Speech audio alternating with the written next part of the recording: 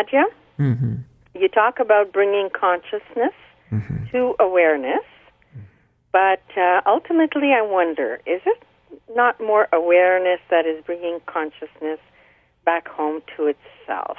You could look at it that way, sure. Because as I'm driving to work in the morning, say I'm present with the snowflakes and the glitter and the birds and the traffic, and then my mind will wander to, stuff that will happen during the day. And then I get a sense that awareness gently taps me on the shoulder and brings me back, like, hey, why are you going away? Why don't you just be here? And it feels more like it's awareness. Okay. Oh, I remember once you had said, probably a few years back, that instead you were advising that instead of saying, oh no, oh shoot, my mind has wandered again, right, that we could say like, oh, thanks for bringing me back to awareness, Right. So I started practicing that, and now it feels like it's more like awareness. Oh, good. It doesn't matter to me, it's fine. You describe it to yourself in a way that makes sense to yourself. Because that's what it's about at the end of the day. I just use those terms like, say you're driving in your car. Right. I use awareness in this sense. You've probably had moments where you've been driving your car and you get to wherever you're going and you wonder, how did I get here?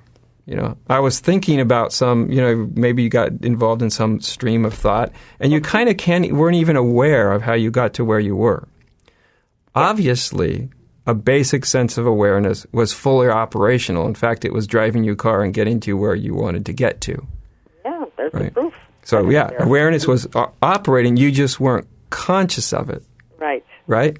No, but how you want to, utilize the words that work best for you, like I said, it doesn't matter to me in the slightest. I always figure, if we're talking about the same thing, then the way that helps our mind understand it, the words we use, you use any words that work for you. Absolutely. So the way you're describing it now or explaining it, yeah, it kind of implies to me that, that awareness is kind of undoing concepts in the mind, or... Awareness is just being aware. That's all it's doing. Yeah. It's all it ever does. It doesn't do anything. It just happens. No. And there's these moments, like you said, when you all of a sudden go, oh, I've been thinking about yesterday's breakfast, right? I haven't really been aware. What you're really saying is my conscious attention was on something else. It was on my thinking or was on something else. And, now my conscious attention is back with just being aware. Okay. That's when our conscious attention wavers, but the background sense of awareness, it just continues on, like your heartbeat continues on, even if you're not conscious of it at all. Exactly. Fortunately, huh? Yeah. Otherwise, how would we have gotten to those stores that we couldn't remember how we got to?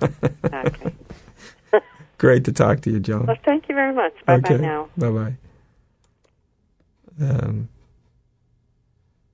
Yeah, so I hope that makes sense of how I'm using these words, that we can, awareness can be functioning, and we can be unconscious of its functioning. You're unconscious because we're lost in a thought or a daydream or some imagination. And all of a sudden, out of nowhere, you become conscious of awareness again. Oh yeah, awareness is here. At that moment, now there's consciousness of awareness. Right. So consciousness is one of these things that moves. It can go. Consciousness is very similar to attention. You can push it on this. You can put it on that. You can aim it. Consciousness is also something within us which is fluid. Consciousness is a fluid thing. Consciousness, when you feel happy, what you're really doing is you're having a happy consciousness moment. Consciousness is now taking the form of happiness. When you're clear, consciousness is taking the form of being clear. When you're sad, consciousness is taking the form of being sad. Consciousness is this very fluid, dynamic, actually very amazing force within us. Awareness is different in the sense that It's not static, but it's not fluid in the same way. It's not expanding. It's not contraction. It's not, even though we talk about it as spacious, that's a feeling state. In and of itself, it's actually neither big nor small. It's completely transcendent of all those qualities. Right? And as I always say, and it's the thing that's hearing my words right now. It's as simple as that. It's as simple as that. So let's go to the last caller. Alice in New Mexico, thank you for waiting for a while. I appreciate that. Oh, hi, Adya. Thanks for taking my call. Actually, you were just talking about my question. My question was, what is the difference between awareness and consciousness? But so thank you for that. I guess I would just also want to add, is it coming from the same place? Are they really part of the same thing? Oh, that's where we run in. The language becomes problematic, right? Okay. So ultimately, like in the deepest realization, everything is one. Everything is one. Everything is derived from the same source, let's say. Everything is ultimately like different facets of one thing. And so ultimately, yes, it all is one. It literally and existentially is actually one. At times, to describe it, one doesn't mean the same, though. Right? That's where that's a really important distinction to realize, that in the perception of complete unity, it's just that. It's a perception that everything is actually one. It's ultimately actually one thing. However, within the experience that everything is actually ultimately one thing, there's also the noticing and acknowledging of uniqueness, individuality, all these things that seem to suggest separation, but in reality, they don't. In fact, one of the signs of a mature insight is a mature insight can literally, very easily and spontaneously see two completely opposing things being simultaneously held within a bigger truth. And that's, so yeah, ultimately, consciousness and awareness, I mean, they're all derivative of the same ultimate happening. And yet, consciousness expanding, consciousness contracting, consciousness working through the senses. If you don't have a body, you don't have the same senses for it to operate through. So certainly it's not going to be experienced in anything like in the same way. So when we wake up, it's our consciousness that's changing, not our awareness? No. The awareness is actually there all night long. You may not be conscious of it. Like I said, awareness can get so conscious or so aware that it is aware all the time, all night long, sleeping, dreaming, deep sleep, no matter what. It's like it's just there watching it all. The average person's experience is that when they go into deep sleep, awareness and consciousness blink out of existence. They have no sense of them actually being there, but that's simply because the light of consciousness, when it goes out, if that's all you know, that's what you experience. You experience like an oblivion.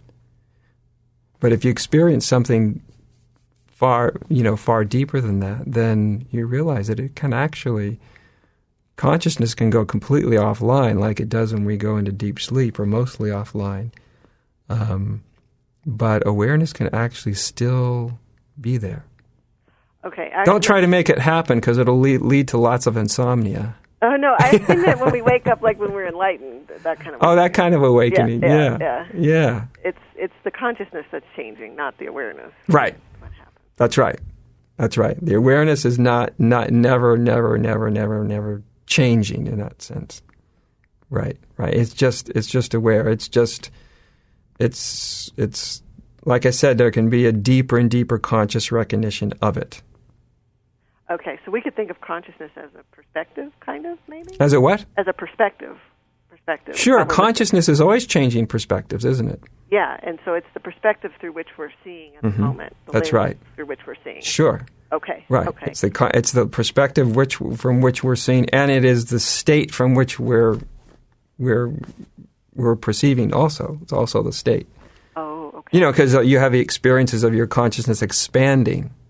It does expand, but you can actually have the experience of your consciousness going into this extraordinarily universal kind of expanded state, and what it's expanding into is awareness. Oh. Okay. See what I mean? Okay. That awareness isn't actually, it's not big, it's not small, it doesn't expand, it doesn't do anything, it's just what it is. Okay. But the problem is, as we talk about it more and we make this distinction, remember, though, that this is kind of like making a distinction between a redwood tree and a pine tree. And we can say, well, they're different in all these ways, but don't forget that they're also both trees.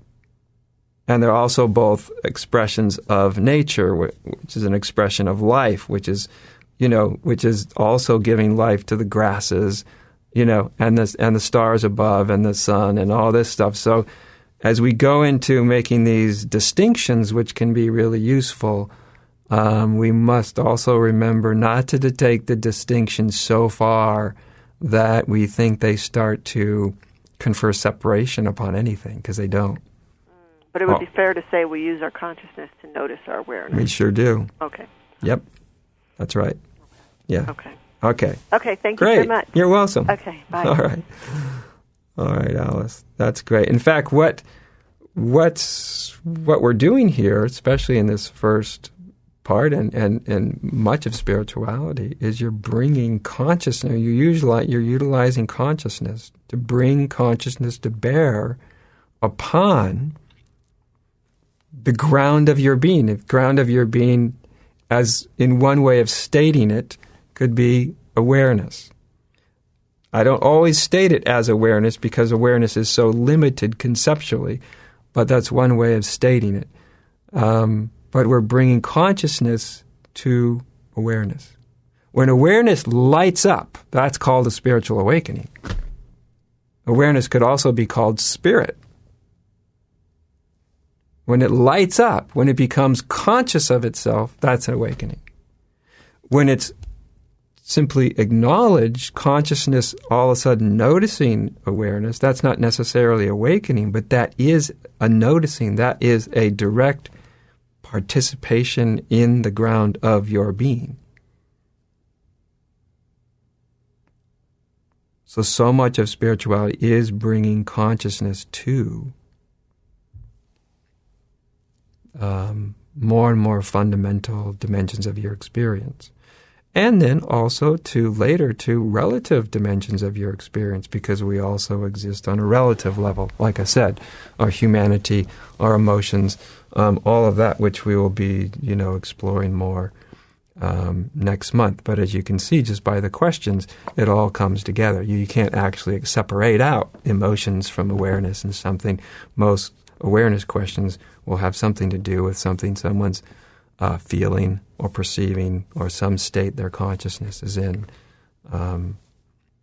So it all is together, ultimately. And it's important to not just to understand